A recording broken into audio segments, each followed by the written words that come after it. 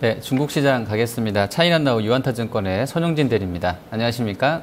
네, 안녕하십니까? 네, 자, 사거래일 동안 22% 폭락했던 중국 증시가 오늘 0.8% 상승 개장한 직후에 2,850까지 거의 수직으로 4% 급락이 나왔었습니다. 또 이제 2,850을 바닥으로 3,090까지 8.4% 급반등을 장중에 보여주었고요. 자, 이 시각 현재는 다시 하락으로 절하서 있습니다. 뭐 엄청난 변동성을 보여주고 있고 현재 2,960선에서 놓여 있는데요. 자, 일각에서 기술적으로 중국 시황이 2,500선을 깬다라는 비관도 나오고 있는데요. 자, 오늘 시황 좀 어떻게 보고 계십니까? 네, 오늘 화두가 되고 있는 부분들은 아무래도 전일 오후에 발표했던 인민은행의 유동성 정책 부분인데요. 이러한 부분들 시장의 기대감으로 다가선 흐름들도 이제 일부 보였지만, 현재 시점에서 다소 늦었다라는 반응들도 있었고요. 이미 취약해진 투심 사이에서 좀 공방전이 지속되는 흐름이었습니다. 게다가 금일 오전 같은 경우에는 최근 이제 신용 부담에 따른 다시 한번 반대매매 물량들이 출회가 되면서 하락폭이 좀 커졌던 상황이었었고요. 현재 이미 발표를 한 유동성 정책뿐만 아니라 추가적인 정책에 대한 기대감들이 오후 시장에서 일단 호재로 작용을 하면서 일단 급등세 흐름들 다시 한번 반등하는 흐름들을 보인 후에 현재는 공방전을 좀 지속하고 있는 상황입니다. 현재 상황에서는 일단 그 상승업종의 경우는 전반적으로 유동성 정책을 가장 수혜를 크게 얻을 수 있는 보험업종이라든지 은행 업종 같은 금융업종들이 될 수가 있고요. 최근에 이제 낙폭이 좀 굉장히 상대적으로 컸던 대형 업종인 공항이라든지 자동차 업종들 일단 상승 흐름들을 보여주고 있고요. 철강주 그리고 항공 우주 같은 기존 그 테마성 종목들 같은 경우 오늘 좀 하락하는 모습들을 보여주고 있습니다. 네. 자, 이슈 점검해 보겠습니다. 지금 인민은행이 지난해 11월부터 5차례에 걸친 금리 인하를 또 어제 저녁에 저희 이제 장 끝나고 나서 단행을 해서 이제 시황이 나왔는데요. 자, 이 부분부터 좀 점검을 해야 되겠습니다. 이번에도 역시 좀 단발성 이슈에 그칠지 좀 어떻게 해석이 나오고 있습니까? 네, 인민은행 일단 기준금리 지준율 동시 인하한다는 거의 그 유동성 관련해서는 이제 마지막 카드를 꺼낸다라고 판단을 해주시면 될 것 같습니다. 기준금리의 경우는 8월 26일, 그러니까 금일부터 25bp 인하하는 흐름들이고요. 기준율의 경우는 다음 달 26일부터 50bp 인하하기로 발표를 했습니다. 기준금리라든지 아니면 기준율 부분들 시장 유동성을 풍부하게 만들 수 있는 부분들이기 때문에 실물 경제에는 충분히 긍정적으로 받아들일 수 있는 흐름들이지만 현재 증시 반등세를 유지하기에는 다소 좀 역부족이지 않나라는 시장 평가가 있는 상황들이고요. 다만 향후 추가적인 통화 완화 정책 부분들이 꾸준히 제기가 되고 있는 상황들이고 실례로 금일 골드만삭스 같은 기관에서는 연내 기준금리 100bp까지 추가 인하할 수 있다라는 전망까지 내놓고 있는 상황들이기 때문에 현재 금일 나온 그 금리 유동성 정책 자체로는 일단 시장에 그렇게 크게 단기 영향을 끼치기는 힘들다. 대신에 향후에 추가적인 통화정책 완화가 예상되고 있는 상황들이기 때문에 이에 대한 기대감들은 어느 정도 형성을 할 수 있다라고 판단해 주시면 될 것 같습니다. 네. 자, 중국이 금리를 내려주게 되면서 우리 한국 시장에서도 금리 부분이라든지 또 환율 부분 영향을 받았던 것 같고요. 실제로 이제 업종 면에서도 내수 서비스 관련한 이런 업종들이 좀 급등세가 이어졌습니다. 중국도 좀 마찬가지 시황이 나올 수 있다고 봐야 되겠습니까? 네, 전반적으로 지금 글로벌 국내 중국뿐만 아니라 글로벌 전반적으로 약세 흐름들 그리고 리스크가 좀 커져가는 흐름들입니다. 지금 현재 시점이다라고 하면 이러한 그 대외적인 이슈들, 환율이라든지 아니면 각종 경제 지표, 수출 관련 경제 지표들의 영향을 받는 업종들보다는 실질적으로 내수 관련 업종들에 대한 흐름들, 안정성이 좀 더 부각이 되게 마련인데요. 중국의 경우 최근 발표되는 지표 부분들을 보시더라도 GDP라든지 아니면 수출 관련, 산업 관련 경제 지표들 굉장히 나쁘게 나오고 있는 상황들이지만 서비스 업종, 내수 업종들을 대표할 수 있는 서비스 PMI의 경우는 연일 지금 매달 최고치를 갱신을 하는 모습들을 보여주고 있습니다.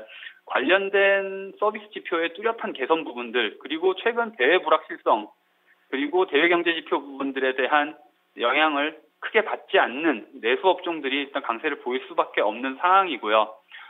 대신에 일단 중국의 경우에도 내수 업종들이 중국 상해 지수 관련해서 시총 차지하는 부분들이 그렇게 크지는 않는 상황입니다. 그렇기 때문에 관련 업종이 상승을 해주는 흐름들을 보여주더라도 지수 반등 효과는 다소 좀 미미한 상황이다라고 보시면 될 것 같고요.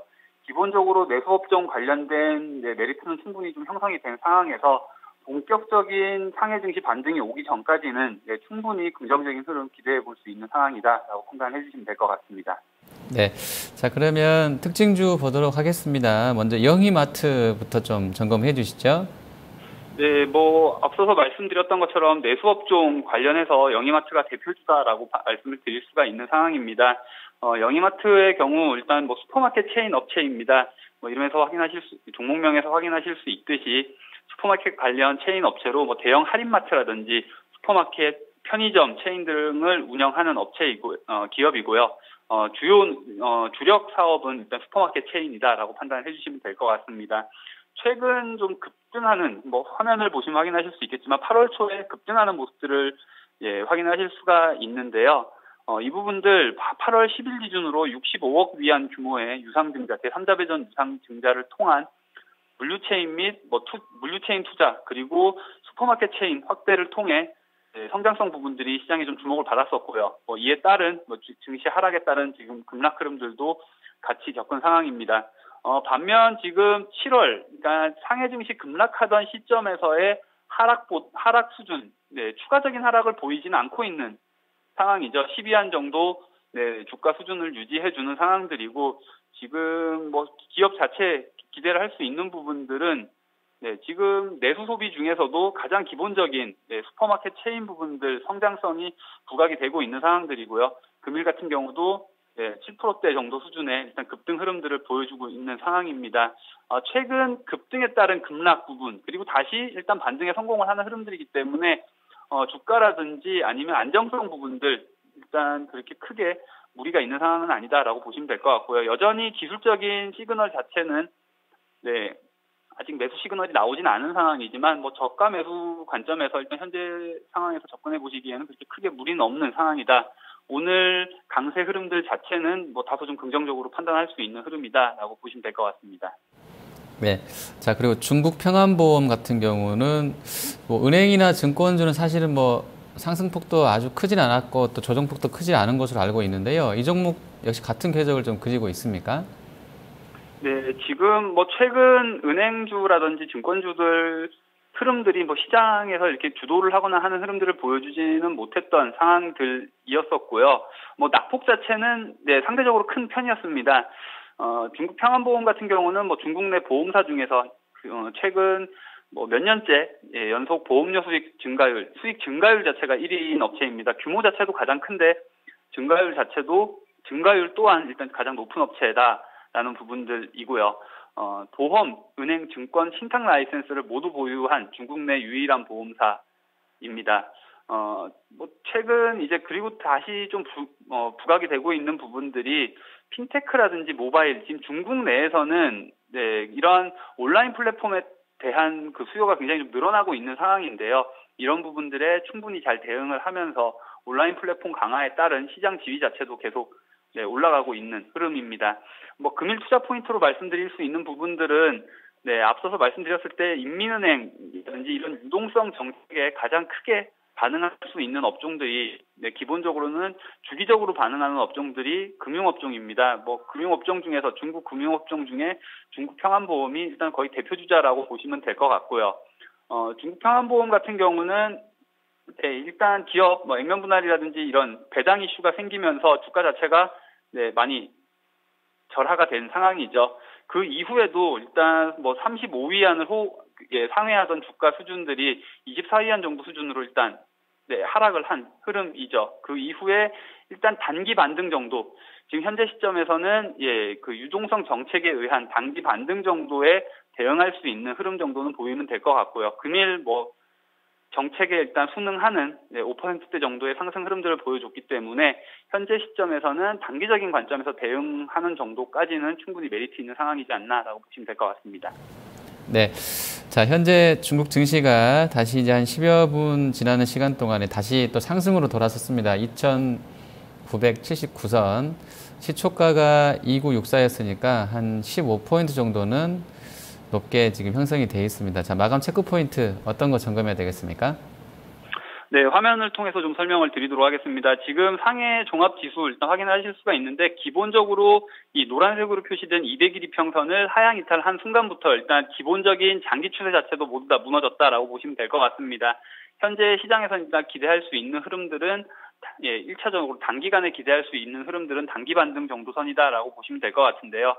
오늘 일단 시장에서 기대감을 가지고 있는 정부 정책 같은 경우도 추가적인 정부 정책이라든지 이런 부분들 다 포함해서 단기 반등 정도는 기대할 수 있는 상황이다라고 보시면 될 것 같습니다. 기존의 비지라인으로 일단 형성이 돼 있었던 3,500포인트대 정도 수준 그리고 4,000포인트대 정도 수준이 앞으로 단기 반등 시에는 모두 다 주가 상승을 바로막는 저항선으로 작용할 가능성이 큰 상황이죠. 그런 상황들이기 때문에 현재 시점 3,000포인트대에서 3,500포인트, 4,000포인트 정도 수준을 단계적으로 탈환 시도를 할 것으로 예상이 된 상황들이기 때문에요. 일단 단기 반등 정도에 초점을 맞춰주실 필요가 있을 것 같습니다.